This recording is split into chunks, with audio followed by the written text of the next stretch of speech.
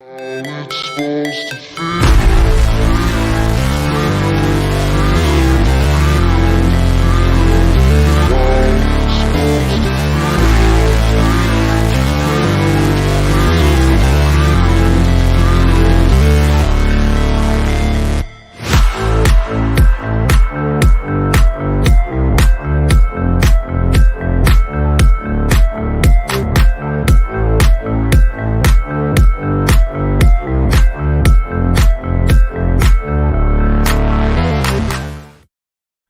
Yo, yo, yo. Welcome to the NS9 postgame show, part of the Pittsburgh Baseball Now. I'm your host, Anthony DiNardo. With me, we got Tyler Sweeney. Tyler, Pirates win. Look at that. They won a game. Do it. They won a This is, game. What, our second win on Pittsburgh Baseball Now? I don't remember the first one. I think the first one was when you and I were doing it. The last time I think you and I did a show together, right, was the first one. I don't think they won. They did win, right? I don't Who know. did they defeat? I gotta look at the schedule now. I don't know. It's been a blur. It's been a long time. Their Oh, last that's you. win was Wednesday Yeah. when they beat Right. St. That was Louis. the day before I left to go to Tampa. So, yeah, that was the last time you and I did the show. I was not on that day. I think it was you and Jim. Are you sure? Yeah. That was you and Jim. Okay. That was Jim and I. So Jim showed up finally Yeah. on Wednesday? Oh, Yeah. nice of him Yeah, to he show showed up Wednesday and Thursday. Then he took another sabbatical. Okay, gotcha. Then it was Jim and I who did it. So then, fine. I apologize. I take that back. So this is the first time you and I have done Correct. a win. Correct. This is Okay. my first win. Well, with that said, congratulations on your first win doing the show. Congratulations for the Pirates having another win Thank you a in lot. forever. And congratulations to Jack Suwinski, who clearly the show is going to be about today because Right. 3 home run night. I mean, not only did he have 2 home runs during the game, right? But then, as we'll talk here, but the Giants tie it up, right? They give a home run off Bednar. It's 3-3. And I don't know about you, Tyler. No, I do know about you. But I myself am a little under the weather. I came home with a sore throat. I'm feeling kind of drained. It's Father's Day. It's the Pittsburgh Pirates. I really wanted this to end. I was praying for a Jack Suwinski third home run, which just wasn't going to happen. But please, can we just get this game over with so I can do the post-game show and we can be done with this and not go to extras? Even Thank more you, than that, I was at my parents' house for Father's Day, and I stayed for the whole game. And I was like, if they go into extras and I have to stay here another hour, Right. please just somebody win this game. That's how I felt. Just please do it. Come on, Jack. You're probably our best hope, and you're the first guy up. So a home run will do it. Have a third. He did it. I'll tell you, man. So coming into the game, I want to say, so Jack Suwinski, since June 10th, right, which is a slew of what, 2, 4, 6, 8, 9 games. 9 games. He's got a 115 batting average, a 13 weighted runs created plus. I mean, you can say he's definitely been in a slump. Yeah. All gone. Oh, yeah. All gone. Yeah. You know what? I just look back at whenever he came up, and some guy on this podcast said, you know what? He's got a little bit of pop in that bat. And one of the dumb co-hosts on this show said, he has pop. I mean, he hit a home run off Yadier Molina. Good for him. And I was like, he's got some pop in the bat on a team that really needs some power. I mean, seriously, isn't Jim an idiot? What a dum-dum to say that. Well, that's irrelevant to the point, but you're correct. So what, Tyler? So what that I didn't totally believe in this power? But that WRC plus jump he took today was mighty. Yes. What's he coming into it? Now? Is that what you said? Yep. He was a 94 heading into this game, so 6% below average. He leaves this game with a 118. He leaves it 18% above average. So in one game, I mean, what a freaking ridiculous swing. Which is also why we don't buy into the small sample sizes we see. True. With a lot of things.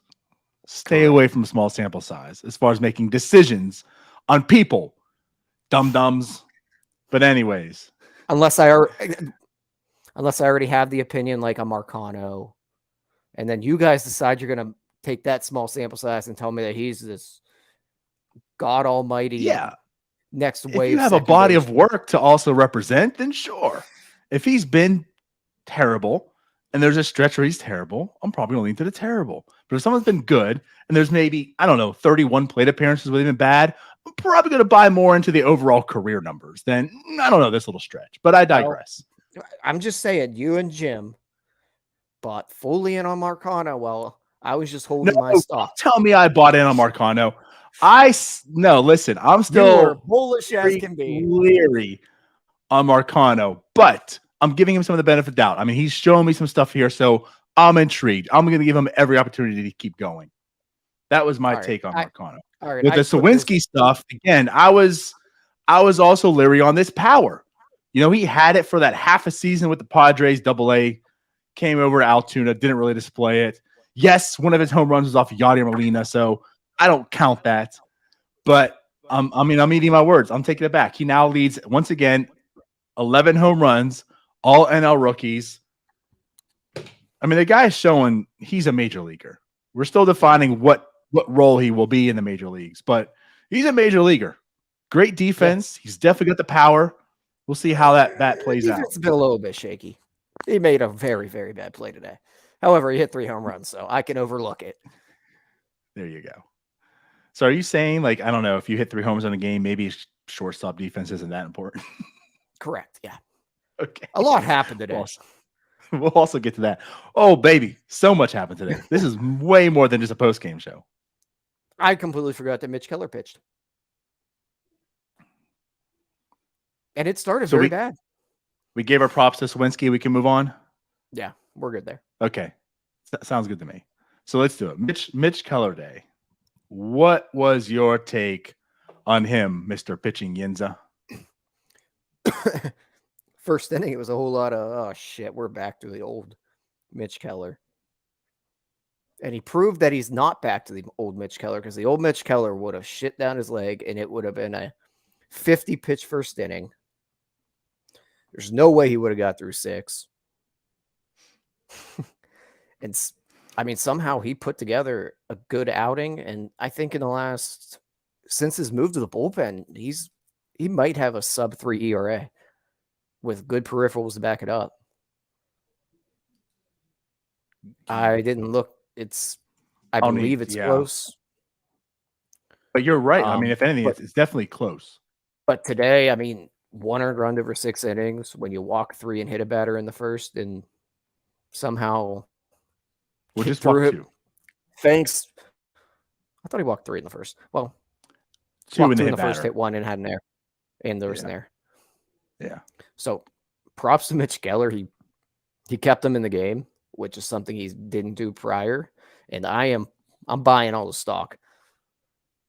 He's becoming a serviceable major league pitcher.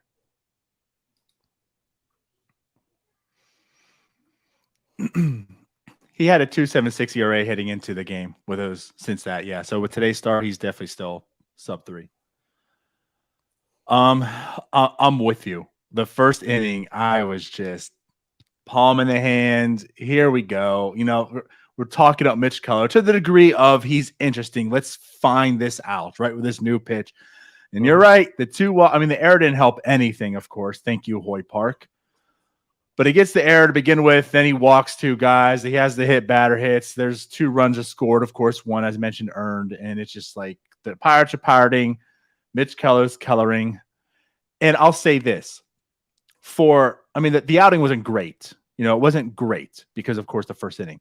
But my biggest takeaway was the fact that he had that first inning and he overcame that adversity. Because like you said, the old Mitch Keller, that was it. That he was done. Head out of the game. After that first inning, you don't expect anything more. He's going to struggle. He's going to fear his pitches, fear guys getting on base, right? And he didn't. He still attacked. Like, he recovered. To me, that was the biggest takeaway from this game. The fact that he had the first inning and how he came out from it. And he's doing this really without striking guys out at a high clip the last 2 outings. I think he had 4 today. He had 2 the prior start, 2 to last time. but Yep. he's His inducing first weak start, contact. 5, 7, 2, and then 4 today. He's getting weak contact. He's keeping the ball on the ground. I think since he moved to the bullpen, I think I looked earlier, he was around a like 56% ground ball rate, which is great. So, I mean, and he's keeping the ball in the ballpark. Yes. That big factor is keeping the ball in the ballpark for sure. And I'm with you. So, like you said, he's not striking out the guys like he maybe was beforehand.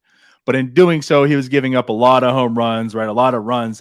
He's not striking out as much. He's giving up more hits per se, more contact, I should say, but very weak. And like you look today, 2 balls over 100 miles an hour. You know, one was the error, one was a line out. So we got somewhat lucky on that because it had an expected batting average of 820. But regardless, like after that, it was still a lot of mid to weak contact. He's pitching to contact. He's pitching with confidence. And he's pitching. And we're at a point where it's not just a few outings. Bucko Mike just said it best. He's getting outs. Yes. Like, think about this thing. Again, like we're taking small wins, but with Mitch Keller right now, everything's small wins. And these are all, I look at this all like check marks. Like he just hit this box. Again, you would expect him to just implode after today. And after that first inning where he pitched how many? What was it? 27 pitches the first inning? It was like at that? least 27. So he went 6 innings today. Like after that first inning, He was at still like went 50 6. in the 5th. Yeah. And he ended up with just I'm trying to find it now. 92. Sorry. 92. Yes, 92. So strikes. Again, Not great. How efficient he was throughout the rest of the game and stuff. I mean, huge W to me in my mind. I thought you were going to ask how my brain knew that, but whatever. Your memory and that stuff, I don't need to ask. 56 strikes, which could be better, but once again, not having his best stuff, he was able to go pitch 6 innings. It was 53 strikes. Was it 53? I was close. I think it was 56. Yeah. But even worse, actually, than what you said. Yeah. But regardless. I'm buying stock, and I'm ready to continue to see Mitch Keller and maybe pencil him in as part of a future rotation. I am right there with you. Like everything I'm seeing so far, it's been 4 starts. And albeit 4 starts isn't still like the largest sample size. It's not as if like, okay, I'm sealed, done, delivered. Mitch Keller is this. But what I am seeing, this stuff does look sustainable. Doesn't seem like there's a lot of smoke and mirrors involved with this. You know, there was an actual fundamental change. Here's the performances. And unlike that first start you made really pointed out, and even the second one, it's not as if they're fooled and like not expecting this. They know it's coming now. So with these 4 starts, seeing how he's pitching, yes, I'm not out here saying he's going to be the top of the rotation guy. But the fact that I look at Mitch Keller and can confidently at this point in time say, I feel like he's a part of this rotation in the future, that in and of itself is huge right now. Yeah. I mean, that is a giant step towards the Pirates being competitive.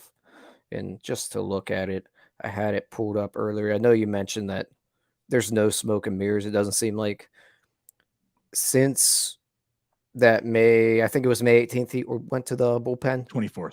Oh, the bullpen? Yes. 18th. Yeah. So since the 18th, FIP 368, ERA 282. I don't believe that includes today's game, but the peripherals are there. Like, if he's a sub 4 ERA, we will gladly take that out of Mitch Keller. Absolutely. That's a number 3. That's a good pitcher. Yeah. It's a good pitcher. Like you said, That's a pretty good pitcher. Yeah. Especially if that's card. We're putting the cart before the horse here, but especially if he can show that he can get some distance in some of these ball games, which he's done lately. Correct. He's been able to run it up to, that 100 pitches in a game. And a lot of guys aren't doing that anymore. So thrilled with him right now. Didn't think I'd say that after they moved him. I'm with you. at that point in time when he went to the bullpen, that was the closest I ever felt that he is not going to be on this team next year. Like he is, I'm not going to say surefire, but he's going to pitch the rest of the year just because they need him to, right? And they're going to give him every attempt to be something. But it was that point in time where I was like, you know what? I've never been more confident than now that I fear Mitch Keller is going to get DFA'd at the end of the year. Like that bad. Yeah. And now we're talking about he's part of the future, maybe a number 3 guy. Yeah. A lot can change in 4 weeks. Imagine just adding a 2-seamer. Quinn Priester. I mean, it's another guy to get excited about too, though. Quinn Priester. Start today, I believe, right? I'm not sure. But regardless, this is a post-game show. We don't need to talk about Quinn Priester. No. So, anyways, yes, Mitch gets the job done, faces adversity, check off the box, conquered it. Speaking of checking off those boxes, did Oneil Cruz come in and pinch hit today because he had to check off that box as well? You know what? I can't confirm. I didn't look, but I'm thinking no. I'm assuming not as well. He didn't come to pinch hit today because I have to practice that. You must take a full day to take one plate appearance and walk back into the dugout and be done. Yep. He had to Could you imagine that? Could you imagine, like, as a child, right? Your mom's like, go outside and practice. You go out there, you swing a bat 3 times, come inside. Like, I'm done. What'd you do? I was practicing pitch hitting. I had to go in there for pinch hit. So check that box off. I've conquered pinch hitting. Yeah. Well, apparently he has done so recently.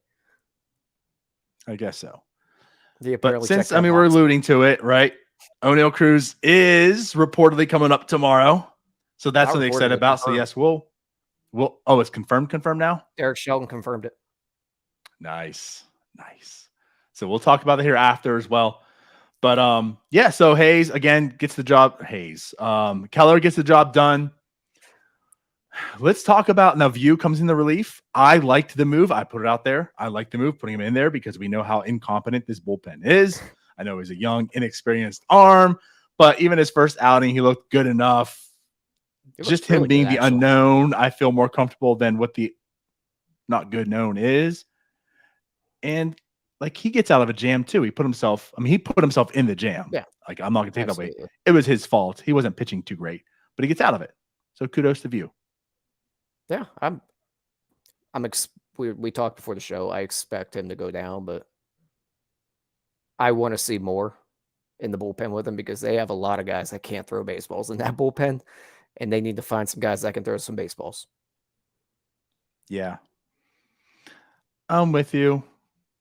He's done his job in AAA so far, right? In this small sample size, he's doing his job here.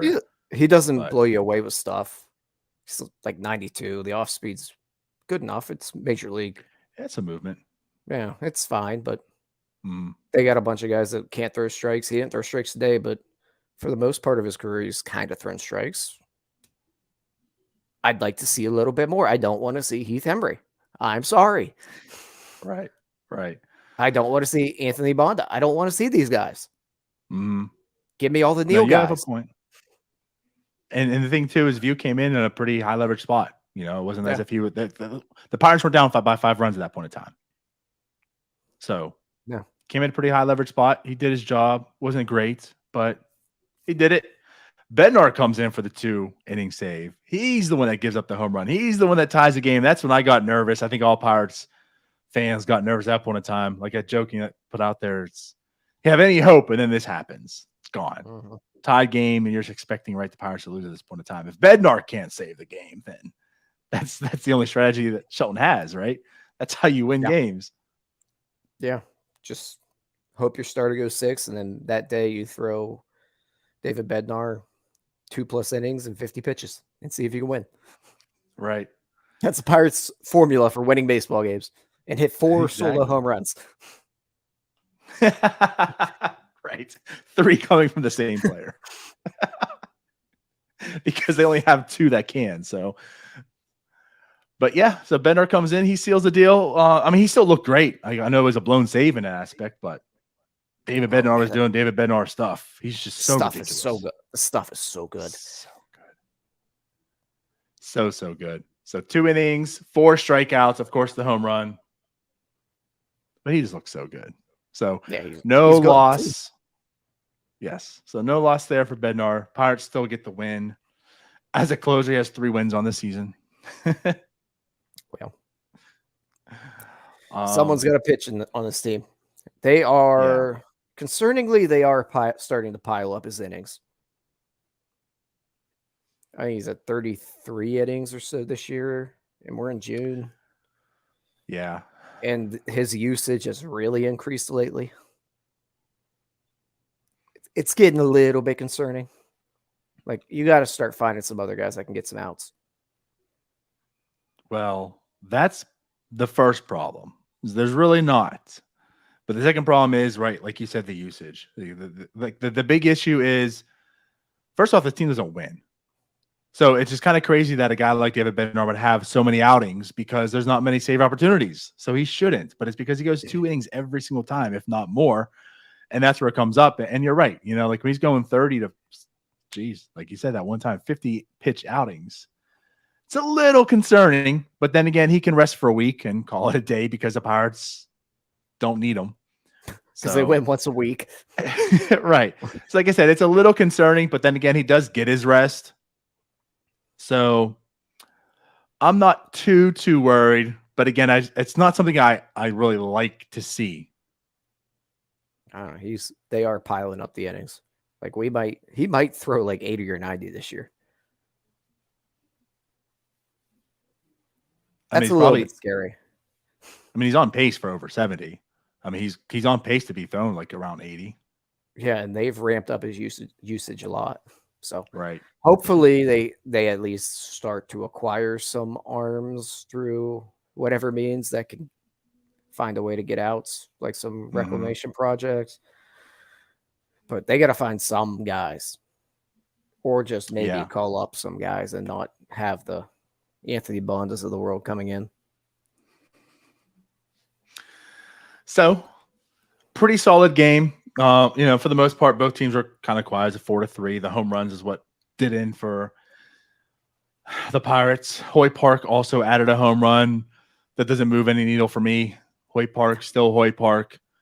Even though Oneil Cruz is coming up, as we talked, Oneil Cruz is coming up. Also, Bligh Madris is coming up. Not on the 40-man. So someone's got to go. Any speculation right now? Now, for one, we got to discuss that the roster needs trimmed down to 13 pitchers. So one pitcher has to go, but then another guy's got to bounce. Yeah. So what's the date that they have to send a pitcher down? Do you know? Is it tomorrow? Tomorrow. That's what I thought. Yeah. So you got to open up a roster. It could be a Hembry, possibly. It could. Is there anybody eligible to go on the 60-day? I mean, look at that first. Well, pitcher, no, because they just put Smith and Jigma on there.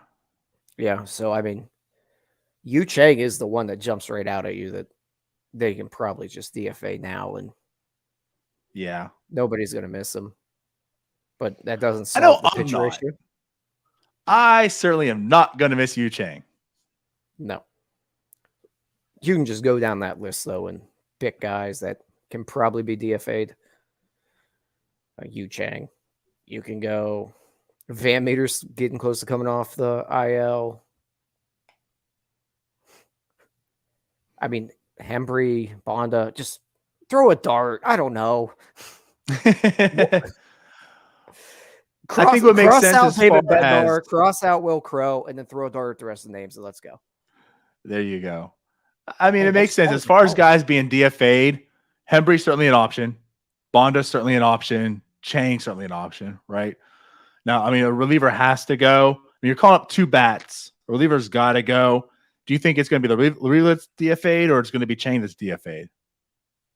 I mean, I guess it doesn't truly matter, but I said a reliever or oh, my bad. Do you think it's going to be a reliever that's actually DFA'd? Is it going to be like one of Bonda or Hembry that's DFA'd, or is it going to be Chang that's DFA'd? Truthfully, it would make more sense to go reliever there just Yeah. because you have to trim down anyhow. So I'm it's kind of just clean- thinking it's cleaner that way. based on this convo, maybe Chang gets DFA'd and then View gets optioned. That's possible as well. Which I feel like is that's what's probably going to be, man. yeah. You're probably not wrong. Yu Chang should not see the field now. I mean, you could also be. It could be Diego Castillo getting optioned. Right.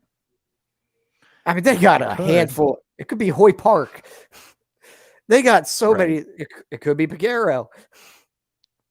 Oh yeah, my bad. Oh, that's probably what it is going to be. We yeah. talked about this before the season started, or before the post game started. It probably is Piguero. Piguero's going to go back to AA. Yeah, Piguero will go down, but they still have to open up that spot. Anthony in the chat just said something. Oh yeah, Kranich.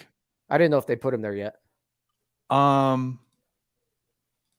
Yeah, it makes me think now. I don't think they did. I think I forgot. I don't think they have yet. So that could be that could be it then. Kranich goes to the 60-day, opens up the spot, and then you're probably just probably View and Piguero. View and Piguero just go back down as is. Kranich opens up, and then you have Bligh. Which, geez. So Chang's going to be here. Park's still going to be here. Yep. There's a lot of just randomness on this roster. How many middle infielders are there now?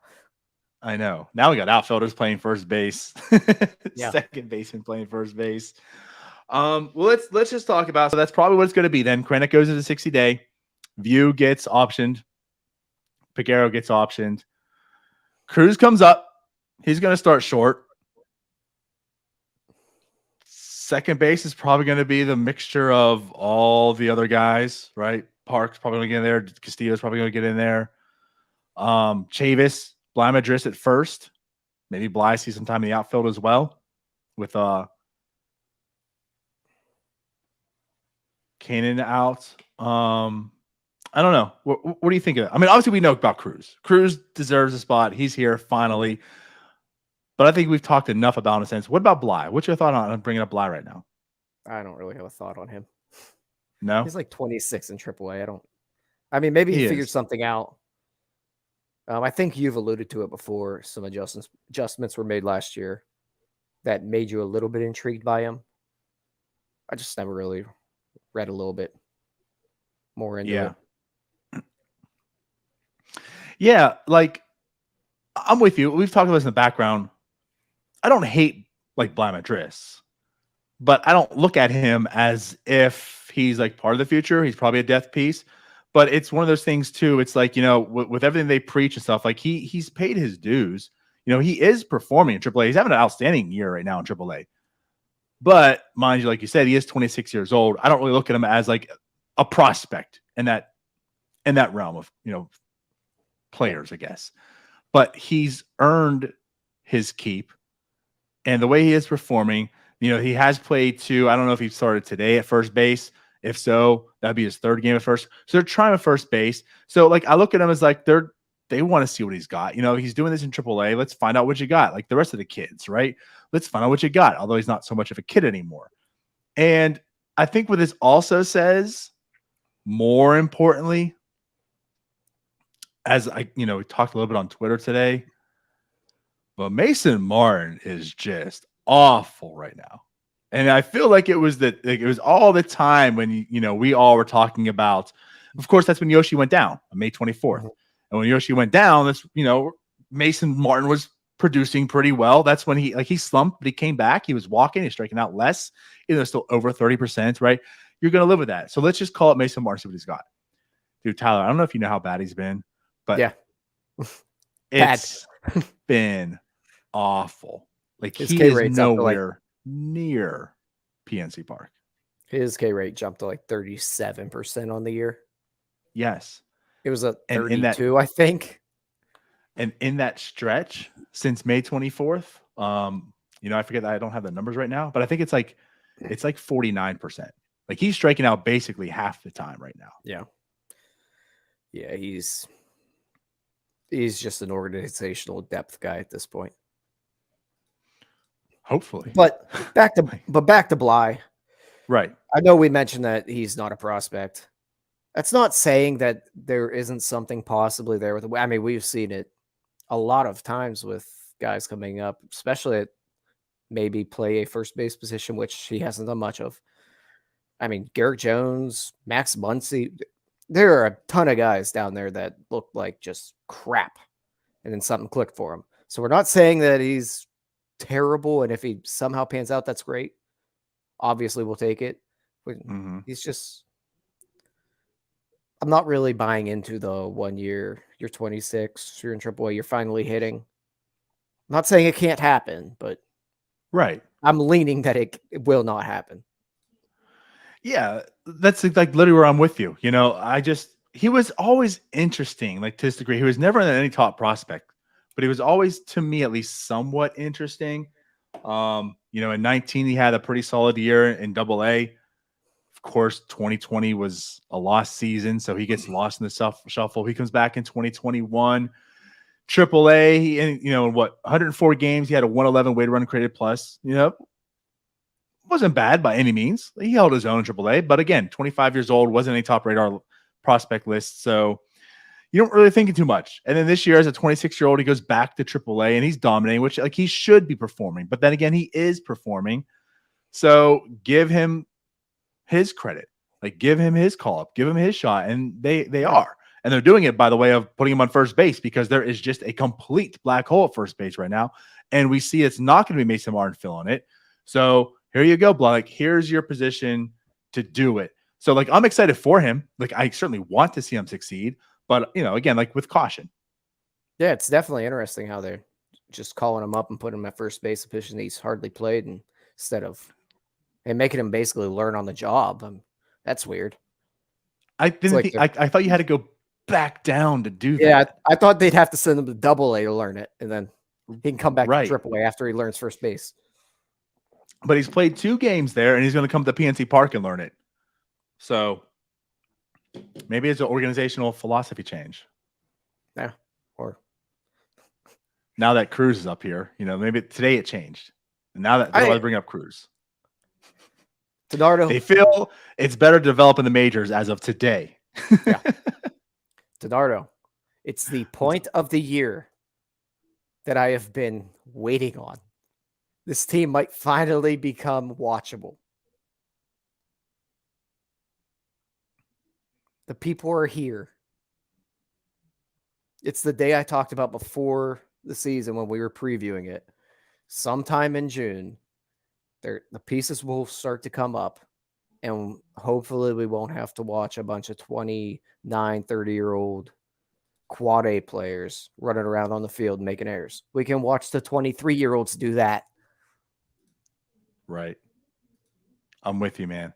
Like, so, I mean, obviously, again, like Oneil Cruz is coming up, and we know he's exciting.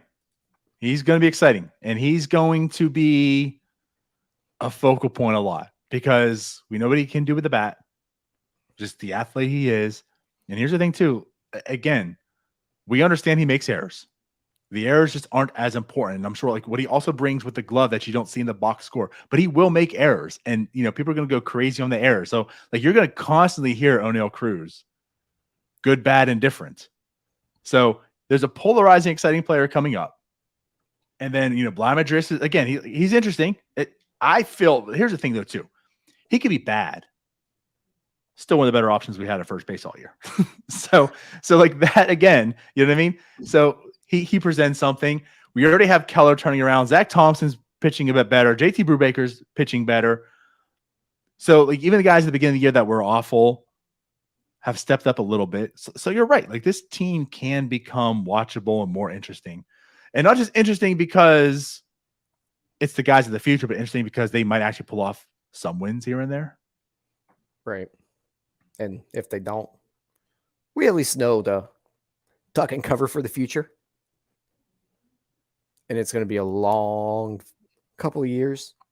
One more thing to note about Bligh. Michael Chavis has kind of sucked. He's down to a 100 weighted runs created plus. Oh boy, he's just an average player on a very bad team. Yeah, it's kind of like some asshole in our group text that was insulting us for saying he might be like Gabby Sanchez was wrong. You know, it's crazy you say that because, you know, this Michael Chavis, how godly he is, does only have a .2 WAR right now with the Pirates in basically a third of a season.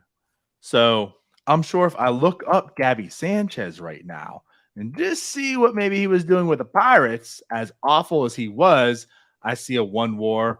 I see a 0 WAR. So, I mean, hey. I'm just saying, Jim's an asshole. But to your point, he has cooled off a bit. He's proven more to me this year, though, than I expected. I think he could certainly be a serviceable platoon guy in the future and such. I don't hate Michael Chavis, but I think that's just simply what he is. Yeah. Right. I know it's so natural now. Just like how I just say Sondergrad all the time now because of Ryan. So again, though, but that's a win. You do need those players. This team hardly even has platoon guys on. Right. No, he's useful. It's just one more poke at Jim. Right.